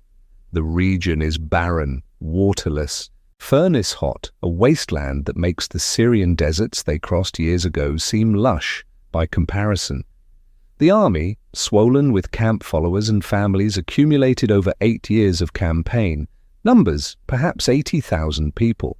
They enter the desert expecting to be able to forage and find water at the oases marked on the maps Alexander's geographers have prepared. There is nothing. The oases are dry, choked with sand, abandoned. The wells that local guides promised would be there have disappeared, buried by shifting dunes, or simply never existed. The army begins to understand slowly and with growing horror that they have been led into a death trap. The sun is merciless.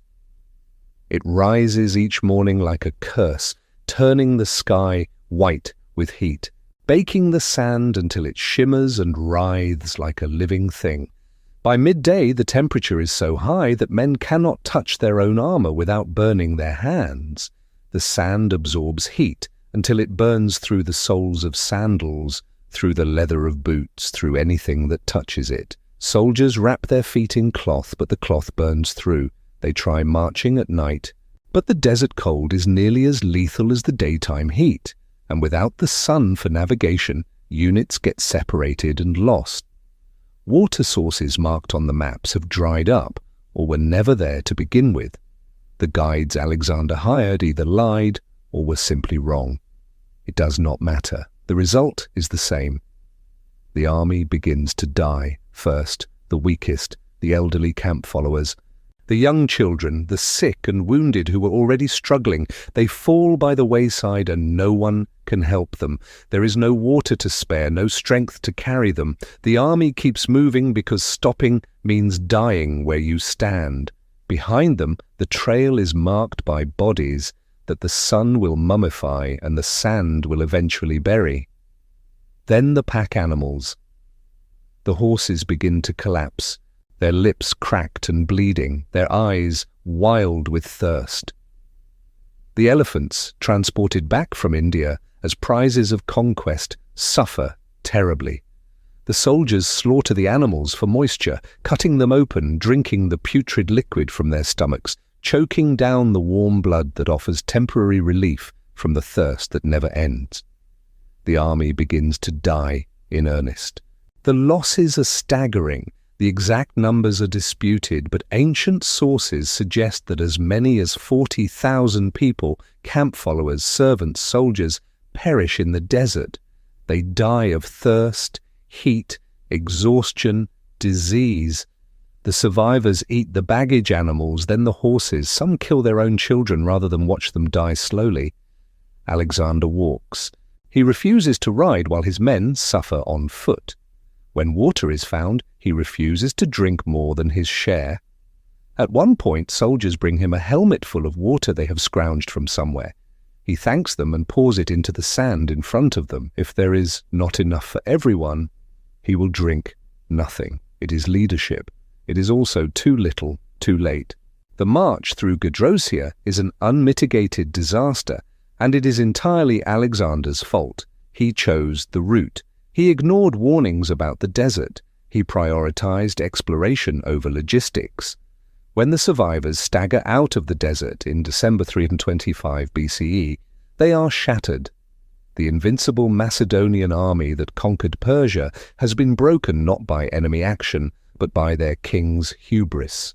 And Alexander has lost something too. The army does not look at him the same way anymore. The God King has led them into disaster. The man who never lost a battle has lost 40,000 people to thirst and heat. But Alexander does not acknowledge the failure. He treats the desert march as an ordeal successfully endured, a test passed. He hosts massive festivals to celebrate the reunion with Nearchus's fleet, which successfully navigated the coast.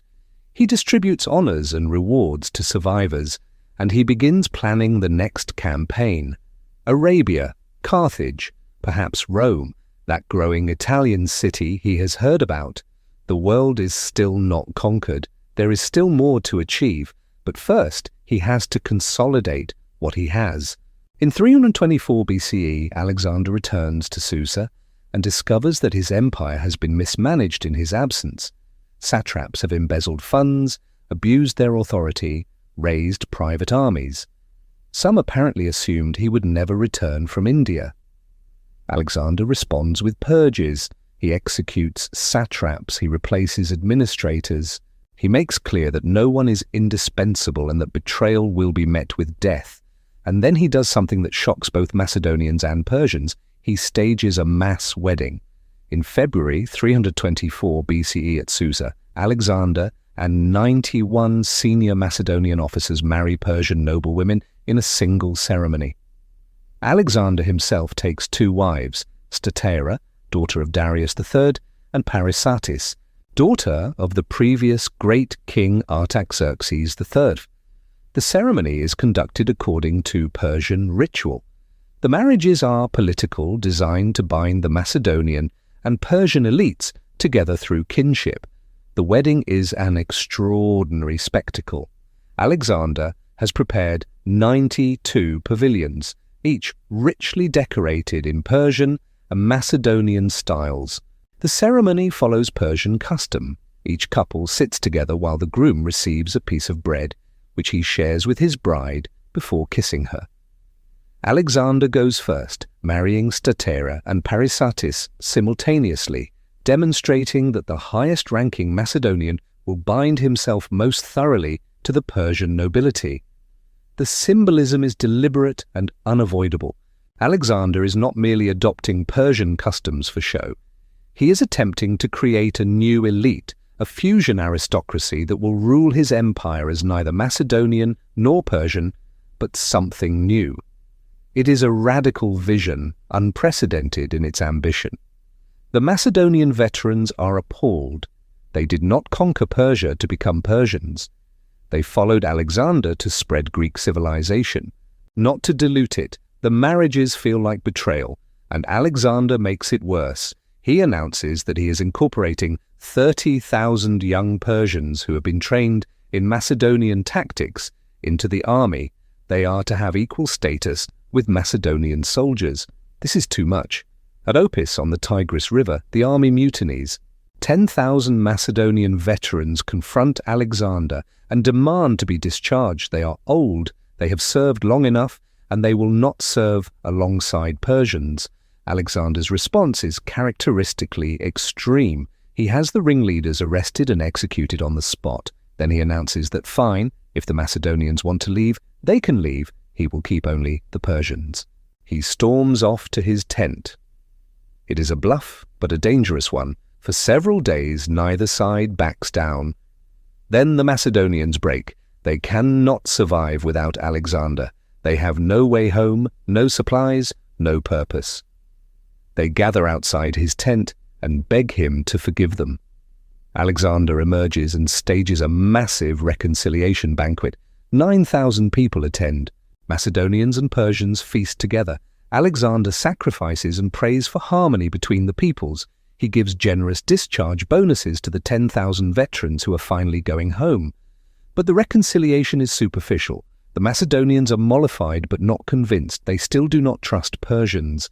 They still believe Alexander is abandoning his Macedonian identity. And Alexander still believes he is building something unprecedented that they are too limited to understand. The tension is unresolvable, but before it can fracture into another crisis, something happens that breaks Alexander in a way no mutiny could. In October 324 BCE, Hephaestion dies.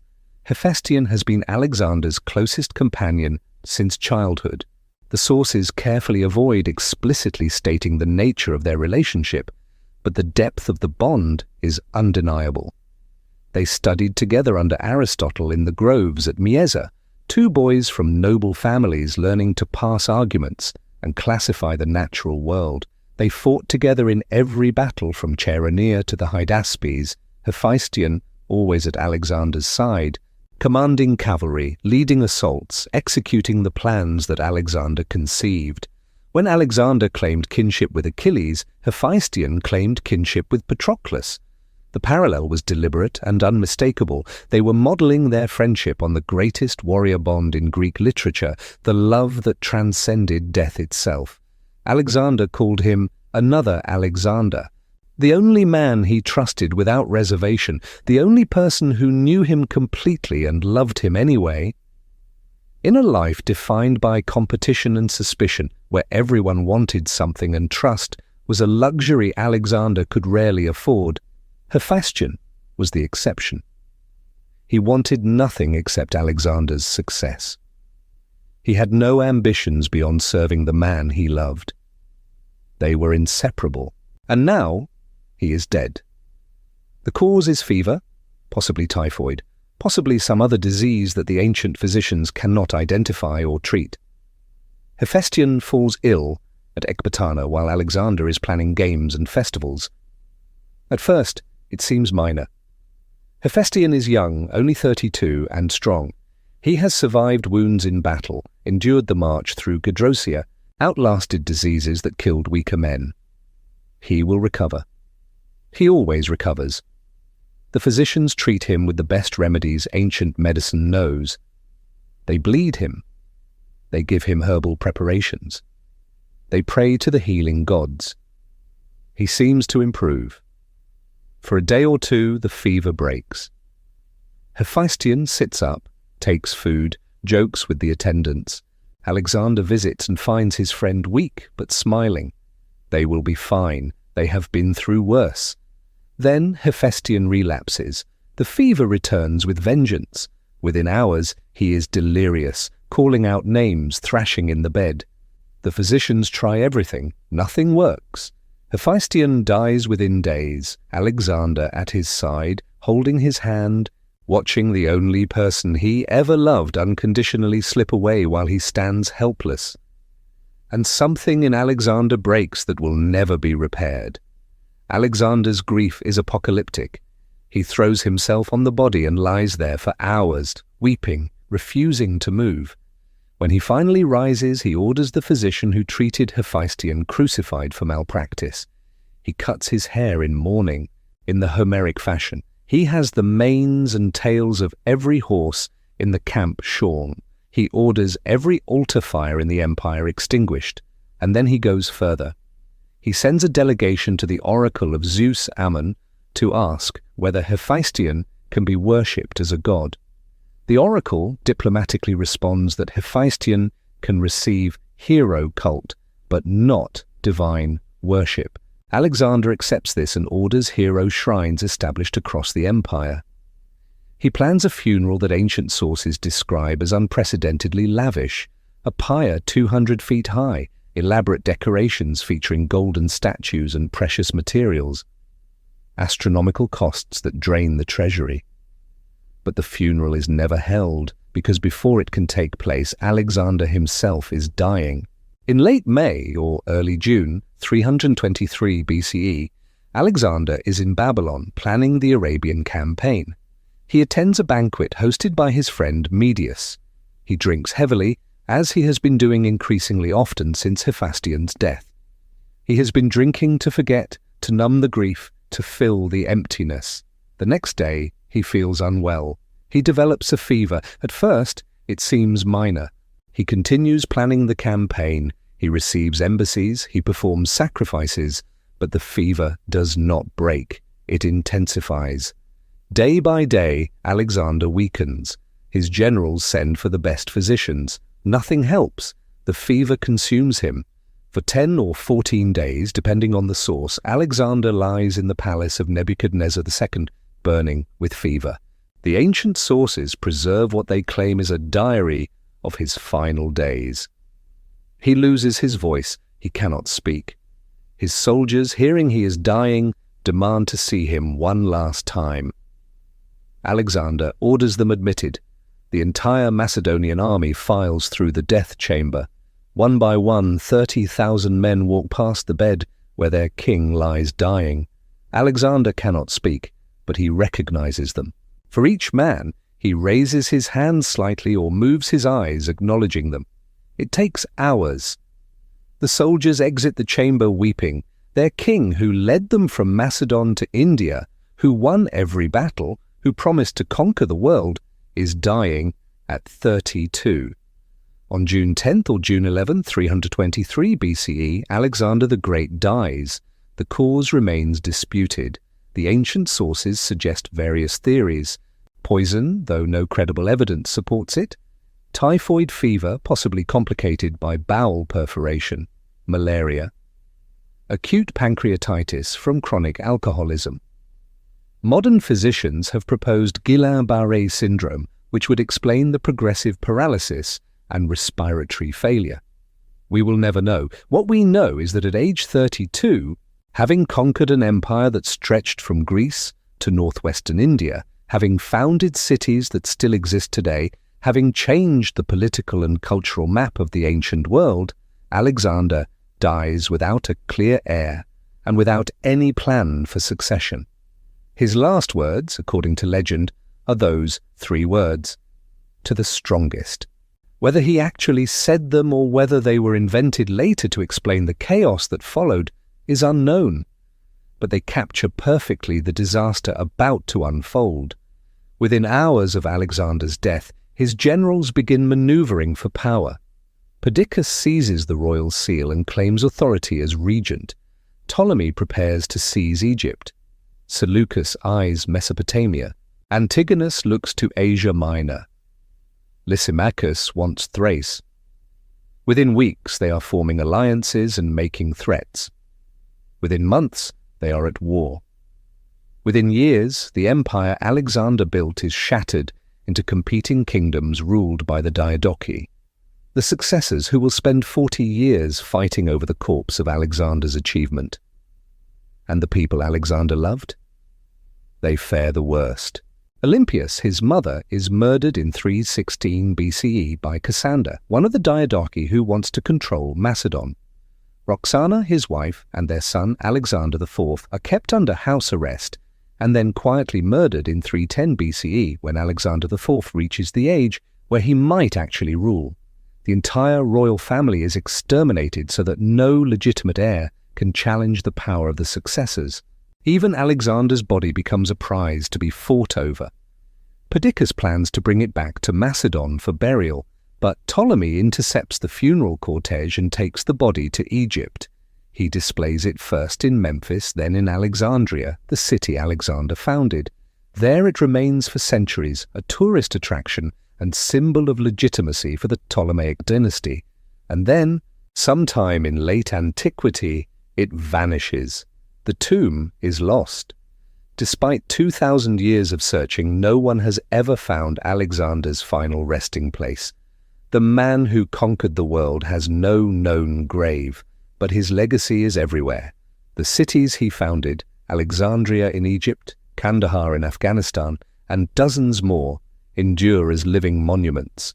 The Hellenistic kingdoms that emerged from his empire spread Greek culture across the Near East and Central Asia in a process that will shape the region for centuries. Greek becomes the common language from Italy to India. Greek art influences Buddhist sculpture in Gandhara. Greek philosophy travels east and interacts with Indian thought. And the idea of Alexander, the young king who attempted the impossible and nearly succeeded, becomes immortal. Within a generation, the Alexander romance begins to circulate, a semi-fictional account of his life that will be translated into dozens of languages and spread across 3 continents. Medieval Europeans read about Alexander. Islamic scholars debate his wisdom. Indian writers incorporate him into their legends as Sikander. He becomes the standard against which all other conquerors measure themselves. The shadow Alexander casts is so long that it darkens every military commander who comes after him. Julius Caesar weeps at Alexander's tomb in Alexandria, lamenting that at the age when Alexander conquered the world, Caesar has achieved nothing.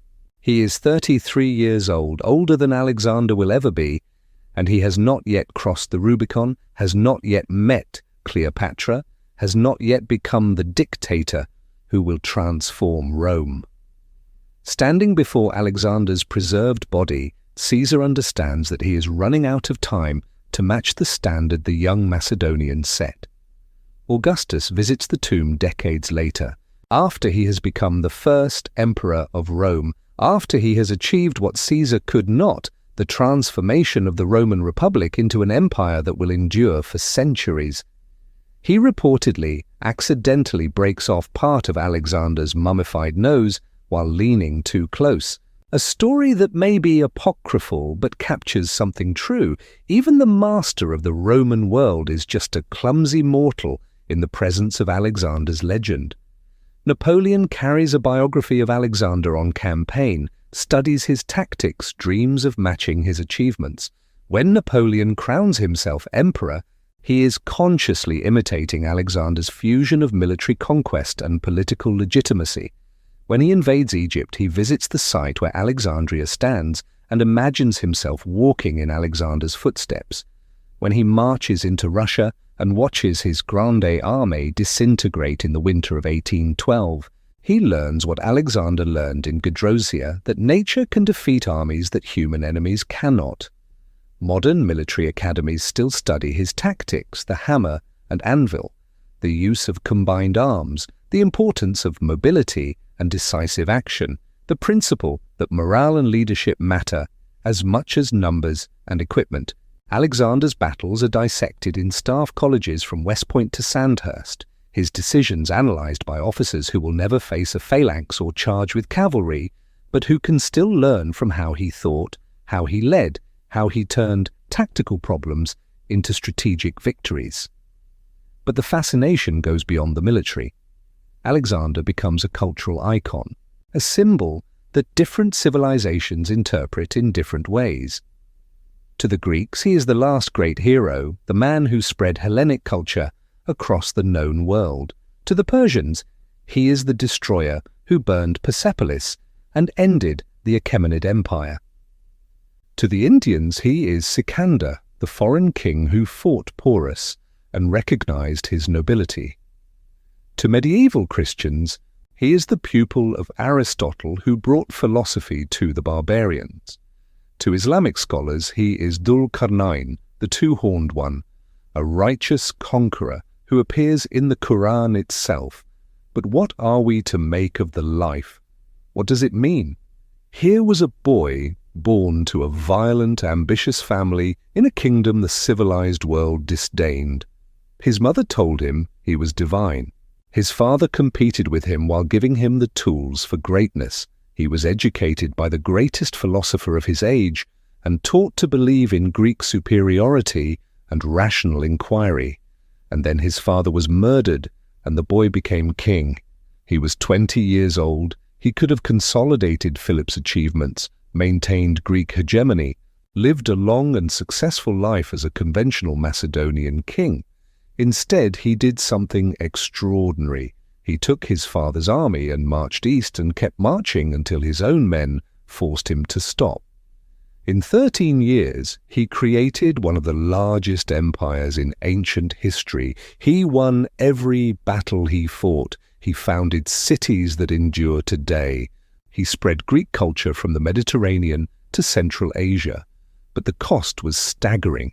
He destroyed cities. He massacred populations. He executed friends. He murdered subordinates who questioned him. He drove his army through deserts that killed tens of thousands. He drank himself into rages that ended in violence. He demanded worship and killed those who refused. And he died at 32, having achieved nothing lasting. His empire collapsed immediately. His family was murdered. His vision of a fusion between Greek and Persian civilizations never materialized. The Hellenistic kingdoms that emerged from his conquests fought each other for generations in wars that devastated the very territories Alexander claimed to have liberated. Was he a genius or a monster, a visionary or a destroyer, the bringer of civilization or the agent of catastrophe? The answer is that he was all of these things. He was a young man of extraordinary gifts, driven by extraordinary demons. He could not stop moving, because stopping meant confronting himself, confronting the question of whether he was truly his father's superior, truly divine, truly the greatest king the world had ever seen. So he kept conquering, kept pushing east, kept testing himself against increasingly impossible challenges until his body gave out in Babylon.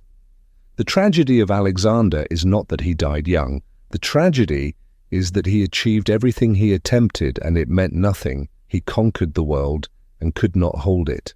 He built an empire and left no mechanism for its continuation. He inspired absolute loyalty and murdered those who loved him most. He demanded to be worshipped as a god and died like any mortal, fevered and broken, whispering words no one could hear. We return now to that throne room in Babylon, to the young king dying on silk sheets, to the generals standing around the deathbed, trying to hear his last words, already calculating who will seize what territory. And we understand now what we could not understand at the beginning. This death is not tragedy. It is the inevitable end of a life that could only end in death or madness. Alexander could never have stopped conquering. He could never have settled into administration and governance. He could never have become old. He was Achilles, and Achilles died young at Troy. He was a meteor burning across the ancient world, brilliant and destructive and brief. He was a question the world asked itself. How far can human ambition reach before it destroys the human who holds it? The answer lies in that palace in Babylon, in a young man who walked from Macedon to India and found that the ends of the earth were not far enough, in a conqueror who learned too late that conquest is not the same as meaning, in a king who became a god and discovered that gods, too, are mortal. Alexander the Great died at 32, but the question he embodied, what are humans capable of, and what does that capability cost, remains alive today. Every time we reach for the impossible, every time we measure ourselves against titans, every time we ask whether greatness justifies destruction, we are grappling with the legacy of the boy from Macedon who conquered the world and left behind nothing but memory. And that memory, perhaps, is the only empire that endures.